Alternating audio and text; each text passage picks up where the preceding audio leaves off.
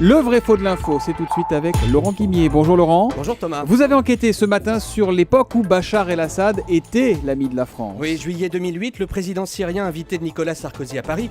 On s'en souvient, il vient pour deux choses. La création de l'Union pour la Méditerranée, ça c'était le 13 juillet 2008 à l'Elysée.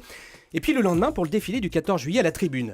5 ans plus tard, ça choque évidemment. Écoutez François Bayrou, lui, il ne mange pas de ce pain-là.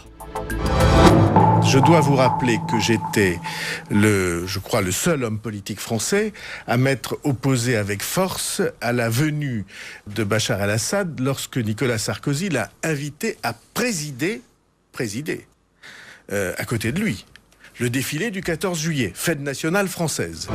Alors, quand le président du MoDem, François Bayrou, affirme qu'il a été le seul, en 2008, à critiquer la venue de Bachar el-Assad au défilé du 14 juillet, il dit vrai ou il dit faux ? Faux. D'ailleurs, il dit un petit « je crois ». Alors, il croit mal, effectivement. Avec mon équipe, je me suis replongé dans les archives de la presse de juin et juillet 2008. Franchement, Bayrou est loin d'être le seul à s'émouvoir, à critiquer la venue d'Assad à la tribune du défilé. Et rien ne vaut la preuve par les archives sonores. Écoutez ce que disaient les socialistes Moscovici et Hollande à propos de ce défilé.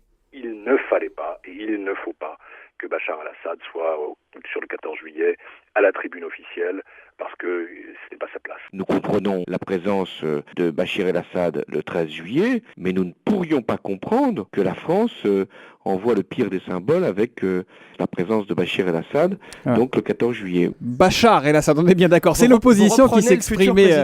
Il n'était pas encore, je peux me le permettre.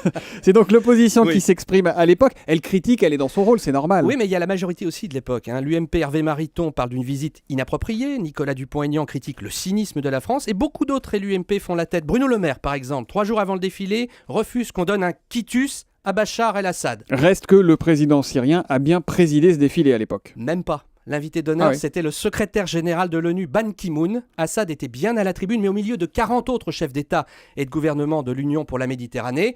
Alors, ça fait du bruit quand même. J'ai visionné les images de la cérémonie sur le site internet de l'INA.